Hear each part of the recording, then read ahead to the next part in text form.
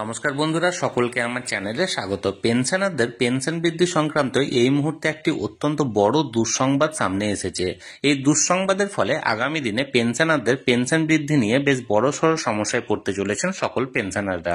কি সেই দুঃসংবাদে কি কি বলা হয়েছে এবং কতটাই সমস্যায় পড়তে পারেন একজন পেনশনার, সকল কিছু আজকের ভিডিওতে বিস্তারিতভাবে আলোচনা করব।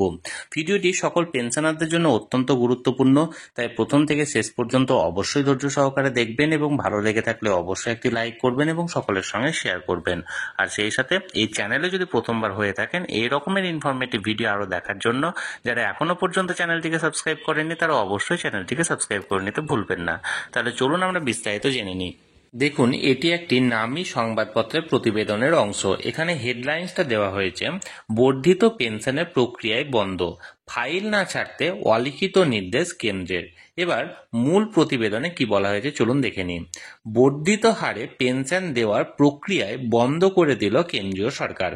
শ্রমমন্ত্রকের অধীন এমপ্লয়িজ প্রভিডেন্ট ফান্ড অর্গানাইজেশনের অর্থাৎ ইপিএফওর তরফে এমনই বার্তা গিয়েছে দেশের সবকটি আঞ্চলিক অফিসে। তবে কোনো লিখিত নির্দেশ দেওয়া হয়নি। মৌখিকভাবে বলা হয়েছে বর্ধিত হারে পেনশন দেওয়ার প্রক্রিয়া আপাতত মুলতবি রাখতে হবে। এই সংক্রান্ত ফাইলই শুধু নয়, গৃহীত হওয়া আবেদনগুলি পর্যন্ত প্রসেস করা যাবে না। কেন এই সিদ্ধান্ত? সূত্রের খবর, বর্ধিত হারে পেনশনের হিসেব সংক্রান্ত বেশ কিছু প্রশ্ন ইতিমধ্যে উঠতে শুরু করেছে দপ্তরের অন্দরে। এমনকি তার দেওয়ার মতো যথেষ্ট টাকা কোষাগারে আছে কিনা সেই সংশয় চরমে। গোদের ওপর বিস্ফোরার মতো সামনে এসেছে পেনশন নিয়ে সুপ্রিম কোর্টকে অবমাননার মতো গুরুতর অভিযোগও। তাই গোটা বিষয়টিতেই আরও স্বচ্ছতা না আসা পর্যন্ত ওই প্রক্রিয়া বন্ধ রাখা হবে বলে জানা গিয়েছে। দেখুন, সুপ্রিম কোর্টের নির্দেশের পর 2 বছর কেটে গিয়েছে। আবেদনকারীদের মধ্যে 1% প্রবীণকেও বর্ধিত হারে পেনশন দিয়ে উঠতে পারেনি নরেন্দ্র মোদী সরকার। কেন্দ্রের এই গাছাড়া ভাব নিয়ে সরাসরি সুপ্রিম কোর্ট অবমাননা অভিযোগ এনেছে ন্যাশনাল কনফেডারেশন অফ অফিসার্স অ্যাসোসিয়েশনও। এটি রাষ্ট্রায়ত্ত সংস্থার এক্সিকিউটিভদের সংগঠনগুলির সর্বভারতীয় মঞ্চ।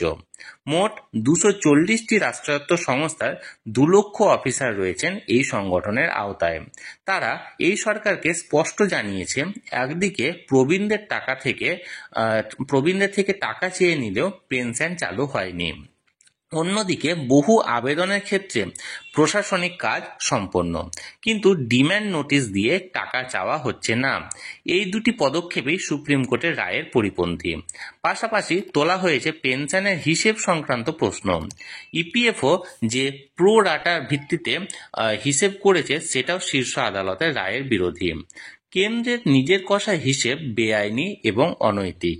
পিএফ এর ওছি পরিষদের সমস্ত এক্সিকিউটিভ কমিটির বৈঠকেও সুপ্রিম কোর্ট অবমাননার প্রসঙ্গ উঠেছে। বৈঠকের বর্তমান কার্যবিবরণীতে সরকারিভাবে সেই তথ্য প্রকাশিত। পেনশন দেওয়ার টাকা জোগাড় করাটাও অবশ্য এখন কেন্দ্রের কাছে বড় অর্থনৈতিক বোঝা। ওছি পরিষদের অ্যাকচুয়ারি বা আর্থিক ঝুঁকি সংক্রান্ত হিসেব রক্ষকের কথাতেই তা স্পষ্ট। কনসালট্যান্ট অ্যাকচুয়ারি জয়েশ পণ্ডিত দাবি করেছেন, আবেদনকারীরা যে বাড়তি টাকা দপ্তরে জমা করেছেন তা কোথাও লগ্নি করা হোক, কারণ নির্দিষ্ট ফর্মুলা মেনে পেনশন দিতে হলে তহবিলে বড়সড় ফাঁক তৈরি হবে। সর্বশেষ এক্সিকিউটিভ কমিটির বৈঠকে বর্ধিত হারে পেনশন নিয়ে সরব হয়েছিলেন কেন্দ্রীয় ওছি পরিষদের সদস্য শিবপ্রসাদ তিওয়ারি। তিনি বলেন, কোনোভাবে পেনশনে ঢিলেমি চলবে না, সুপ্রিম কোর্টের নির্দেশ মেনেই পেনশন দিতে হবে। বৈঠকে এই দাবি তুলেছি। কেন্দ্রীয় সমসচিব আশ্বাস দিয়েছেন তারা দ্রুততার সঙ্গে কাজটি সম্পন্ন করবেন। এ প্রসঙ্গে দীর্ঘদিন ধরেই সরব ইপিএস 95 স্কিমের আওতায় থাকা পেনশনভোগীদের সংগঠন ন্যাশনাল অ্যাজিটেশন কমিটির রাজ্য শাখার সভাপতি তপন দত্ত। তিনি বলেন, সরকার কি হিসেবে পেনশন দিচ্ছে তা কেন প্রতিটি আবেদনকারীকে স্পষ্ট করে বলা হবে না? এই প্রশ্ন আমরা গোড়া থেকেই তুলেছি। সরকার যদি সুপ্রিম কোর্টের নির্দেশ মেনে পেনশন দেয় তাহলে তার অঙ্ক বাড়াতে বাধ্য। তাহলে বন্ধুরা, এটা একটা নামী সংবাদপত্রের প্রতিবেদনের অংশ, যেখানে এই ইপিএস 95 পেনশন সংক্রান্ত যে প্রক্রিয়াটি অর্থাৎ বর্ধিত পেনশন দেওয়ার প্রক্রিয়াটি সেটি বন্ধ করার জন্য একটা অলিখিত এখানে নির্দেশ দেওয়া হয়েছে সমস্ত আঞ্চলিক অফিসে। এই প্রতিবেদনটি আমি সরাসরি আপনাদের সামনে তুলে ধরলাম।